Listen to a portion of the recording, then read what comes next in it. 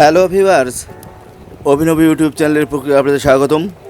হ্যাঁ বন্ধুরা, দালালদের কিছু অত্যাচার থাকে, আপনারা এর থেকে সাবধান হবেন এবং আসার সময় আপনারা অনলাইনেই টিকিট বুক করে আসবেন, তাহলে কিছুটা আপনার হয়রানি কমবে আর কি। টিকিট কাটার পর আপনারা জাহাজে উঠবেন, জাহাজে ওঠার পর আপনারা 2.5 ঘন্টা মতো একটা নৌপথে জার্নি। প্রথমে নাপ নদী হয়ে আপনারা উত্তাল সমুদ্র পাড়ি দিয়ে আপনাদেরকে এই সেন্ট মার্টিন দ্বীপে আসতে হবে এবং আসার পর আপনি বুঝতে পারবেন যে কতটা সুন্দর, কতটা মনোমুগ্ধকর এবং কতটা আপনার হৃদয়স্পর্শী এই সেন্ট মার্টিন দ্বীপ, আপনারা তখন বুঝতে পারবেন। হ্যাঁ বন্ধুরা, আপনারা সেন্ট মার্টিনে আসলে অন্তত একটা রাত সময় নিয়ে আসবেন। দিনে যদি ফিরে যান তাহলে আপনি সেন্ট মার্টিনের পুরো ভিউটা আপনি উপলব্ধি করতে পারবেন না, উপভোগ করতে পারবেন না, ঘুরে ফিরে দেখতে পারবেন না। তার কারণ মোটামুটি 12টার সময় এই জাহাজগুলো এসে এখানে সেন্ট মার্টিন জেটিতে ফেরে, তারপর 3টার সময় আবার ছেড়ে চলে যায়। অর্থাৎ 2:30টার মধ্যে আপনাদেরকে জাহাজে এসে উঠতে হবে, না হলে আপনি ছাড়া করে যাবেন। এবং এটা ফিরতি টিকিট নিয়ে নেয় ওরা। একবার টিকিট কাটলে আপনি আবার ফিরে যেতে পারেন। রাত থেকেও পরের দিন 3টায় আপনি যেতে পারবেন, অথবা আপনি দিনে ফিরে যেতে পারবেন। তবে রাত থাকাটাই বেস্ট। রাত থাকলে আপনি পুরো সেন্ট মার্টিন দ্বীপটা, আবার ছিনাদ্বীপ আছে, ছিনাদ্বীপ ঘুরে ফিরে দেখে শুনে আপনি যেতে পারবেন। এখানে হোটেল অনেক আছে, থাকার মতো অনেক হোটেল আছে, বিলাসবহুল হোটেল আছে, আবার চিপ রেটে যাদের বাজেট কম তাদের জন্য থাকার হোটেল আছে। আপনার সেই হোটেলগুলো আপনি থাকতে পারবেন। মোটামুটি 200 থেকে 250 টাকার মধ্যে হলে চিপ রেট আপনি একটা ভালো হোটেলে থাকবেন। তবে আপনাদেরকে দেখে শুনে দরদাম করে নেবেন, তাহলে হয়তো আপনি ঠকবেন না। এবং খাওয়া দাওয়ার ক্ষেত্রে অনেক হোটেল আছে যেগুলোতে আপনি খাওয়া দাওয়া করতে পারেন।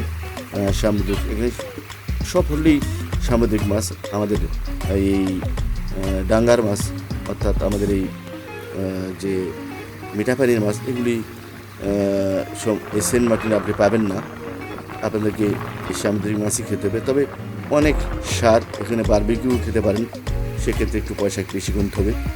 হ্যাঁ বন্ধুরা, তো আপনারা যখন আসবেন তখন এগুলি আপনার দেখে শুনে দরদাম করে যাচাই বাছাই করে নেবেন, তাহলে আপনার ঠকার সম্ভাবনা খুব কম থাকবে। এখানে ঘুরতে আসলে আপনি অনেকগুলি ভিউ পয়েন্ট, উত্তর বিচ, পশ্চিম বিচ, পূর্ব বিচ, পূর্ব উত্তর কর্নার বিচ। তবে উত্তর কর্নারের যে বিচটা, এটা একটা ভয়ঙ্কর বিচ।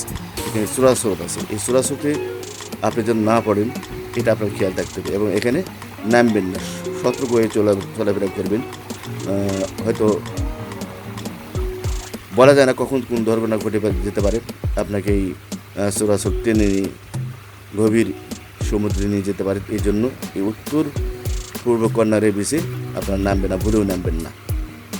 হ্যাঁ বন্ধুরা, আপনারা ছিনাদ্বীপ যেতে পারেন। ছিনাদ্বীপটা ঘুরে ফিরে দেখার মতো। এই প্রবালগুলি, অনেক প্রবাল আছে।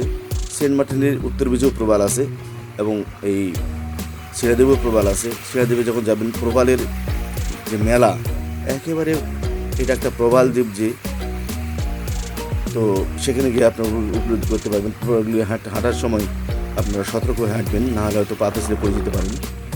তো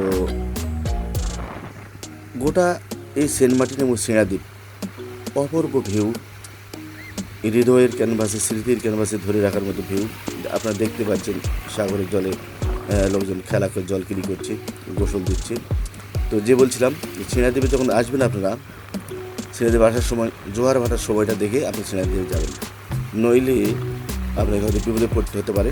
জোয়ার এসে গেলে আপনাকে কোমর পানি, হাঁটু পানি কিংবা বুক পর্যন্ত পানি, কিংবা তার বেশি পানি পাঠিয়ে দিয়ে আপনাকে হয়তো কুলে উঠতে হতে পারে। তো আমরা যখন গেছিলাম তখন আমরা যাওয়ার সময় শুকনো মাটিতে হাঁটে গেছি, আসার সময় আমরা 1 ভাতের পানি পর্যন্ত পানি উঠছিল, আমরা কোনো রকমে পার হয়ে আসছি। আমরা কাপড়টা ভিজে আমাদের যে আমরা